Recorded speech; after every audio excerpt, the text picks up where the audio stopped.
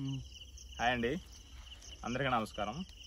So ఈరోజు మా ఫామ్లో నేను బార్డర్ కాప్ కింద కొబ్బరి మొక్కలు తీసుకొచ్చాను కదా, దాంట్లో నాకు ఒక 7 or 8 మిగిలినాయి. సో మిగిలినవి నేను ఇప్పుడు 5 layer మోడల్లో మడికి సెంటర్ పాయింట్లో వేస్తున్నాను. మధ్యలో సెంటర్లో వేస్తేనండి ఈ చెట్టు పైకి పోయి బాగా ఎదుగుతుంది. సో మన పక్కన చుట్టుపక్కల మొక్కలకి అంత పెద్ద ఇంపాక్ట్ ఏమి ఉండదు. సో మీరు ఈ మొక్కను చూసినట్టయితే ఇది మన దేశీ వెరైటీ అయిన కొబ్బరి మొక్క, హైబ్రిడ్ అనేది కాదు. సో దీన్ని తీసుకొని ఈరోజు ఈ 4 మడల్లో ఉన్న ఈచ్ మడిలో ఒక మధ్యలో సెంటర్ పాయింట్లో నేను చూసి నాటడం అనేది జరుగుతుంది. సో దీనికి ఏం లేదు, సింపుల్గా 2x2 ఒక గొయ్యి తీసేసి దాంట్లో మనం దీన్ని నాటుకుంటే సరిపోద్ది. సో ఇది పైకి అలా ఎదుగుతుంది.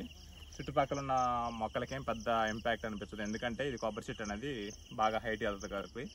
సో ఇది మన దేశీ వెరైటీ అయినా I think east Coast variety. నాకు తెలిసి 7 సంవత్సరాలు పట్టవచ్చు కాపుకి రావడానికి, అయినా పర్లేదు.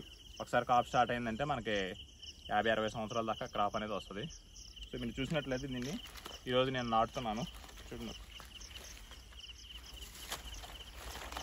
ఇలా నాటేటప్పుడు మనం తీసుకోవాల్సిన మెయిన్ జాగ్రత్త ఏంటంటే ఇది మొక్క అనేది స్ట్రైట్గా ఉండేటట్టు చూసుకోవాలి.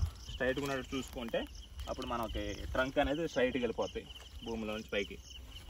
ఇలా వేసిన తర్వాత మనం చుట్టూ మట్టి అనేది కప్పేసుకోవడమే. సో ఈ విధంగా మిగతా 4 మళ్ళలో కూడా చేద్దామని ట్రై చేస్తున్నాను. సో ఇది ఫస్ట్ మొక్క, దీని ఒకటే నేను వీడియోలో క్యాప్చర్ చేస్తాను, మిగతాయి చేయడం కష్టం. సో ఈ విధంగా మనం కొబ్బరి మొక్కలు అక్కడక్కడ నాటుకుంటే సో అవి పెద్ద అయిన తర్వాత అట్లీస్ట్ బోండాలకు కాకపోయినా మనకి కోకోనట్ కింద వాడుకోవచ్చు. సో దాని నుండి ఆయిల్ అనేది వస్తుంది మనకి.